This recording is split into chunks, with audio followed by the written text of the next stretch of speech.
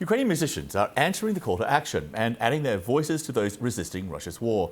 From rock stars to opera singers, classical pianists to punk bands, this musical mobilization took the fight to Vladimir Putin where he could never win, to hearts and minds in Ukraine, Russia and around the world. From the moment the sounds of war rumbled across Ukraine,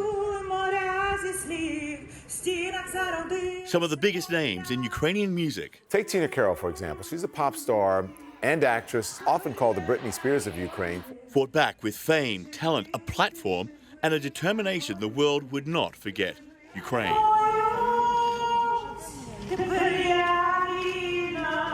Pop star Tina Karol formed the International Center for Information Resistance. I know the Russian language and I can explain to the Russian people what it's true.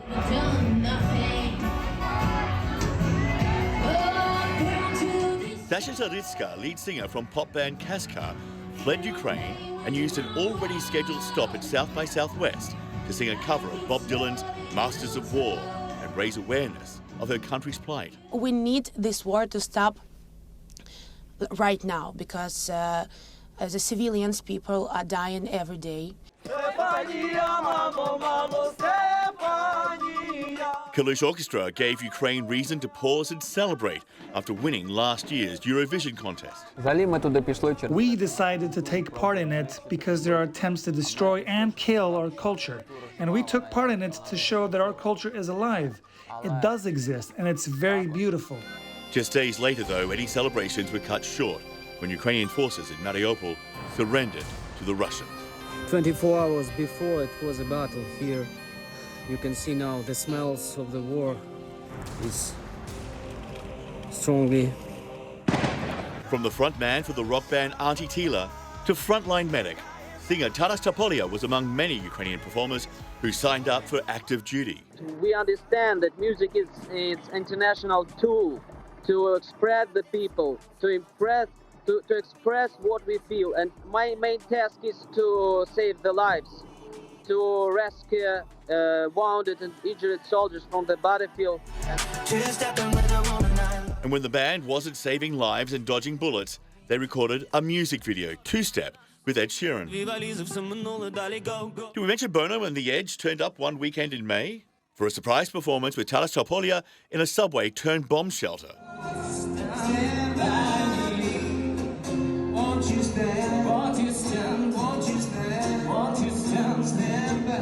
Younger people know what's going on, and I trust in the younger people in Russia to throw this man out of his office that was so high and is so low right now. And maybe Bono's onto something. F the war chants rang out at a punk rock concert in Russia's St. Petersburg, and the constant thorn in Putin's side known as Pussy Riot released their own protest song called Mama, Don't Watch TV.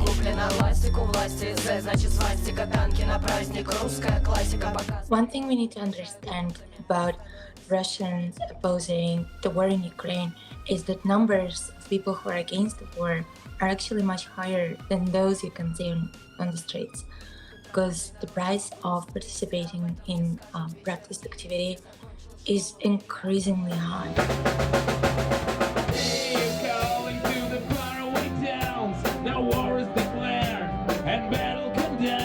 Ukrainian punk band Bartan called on the world to help defend their country from the Russian invasion with a new cover of the Clash classic London Calling.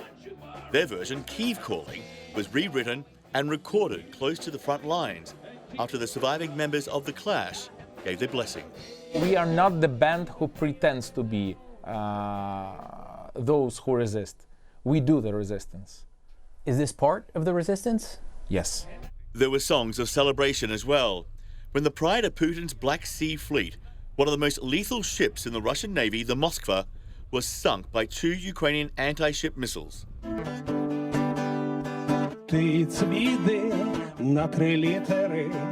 Russian humiliation was inspiration for Vadim Krasnyoki, lead singer of Madheads, writing a tribute song, Cruiser Moskva, with lyrics like, oh the ship, Moskva burn, burn, burn in hell forever. Well, maybe not hell, but what's left of the Moskva remains at the bottom of the Black Sea. A poignant reminder of an overconfident Russia and an underestimated Ukraine. And Taras Topolia, who we just saw in that report, joins us now live this hour from London. Taras, thanks for being with us. Hello, everybody. I just want to ask you first about this anniversary which is coming up, this 1 year mark. When you look back at the last 12 months, I'm just wondering how you see it. So you see it in terms of a Ukraine defying the odds, fighting off the Russian military, sort of heroic victory, or in terms of lives lost, lives cut short, families who were made refugees, and all the destruction and cities and towns laid to waste. How do you sort of reconcile with this? First of all, I want to say that Russia is acting like Russia is making genocide against Ukrainians, and it's became clearly understandable. Also became when the old form has gone for us and for all the world, it became clearly understandable that Russia didn't get any deep goals. So, and what we can see that this horrification that was before the war, we can really resist Russian military forces, and Ukrainian nation are fighting, are resisting, and all together we step by step getting this future victory, and everything became clearly understandable during this year of this full-scale invasion, of this full-scale war. When you released your first recording back in, I think, 2008, you're one of the few Ukrainian performers singing in Ukrainian, not the Russian language. It was a struggle back then, but a lot has changed now. Do you feel kind of vindicated that you made that right decision back then? Yeah, it was like deeply feelings. If to look in the past, it was deeply feelings that it's very essential, very important to sing Ukrainian and use like my own language, my native language, language of my motherland. It was not like brain understanding. It was on the level of feelings that I need to do that, Antytila need to sing Ukrainian. And for now, it also became clearly understandable that it was strategically right decision, and to speak Ukrainian, to communicate Ukrainian, to share the information using Ukrainian language, it is strategically very essential. There seems to be... Oh, sorry, go on. Yeah, because as we see, Russians were trying to destroy everything Ukrainian, to make Ukrainian language not to exist, because this language making an identification us like Ukrainians, not like Russians.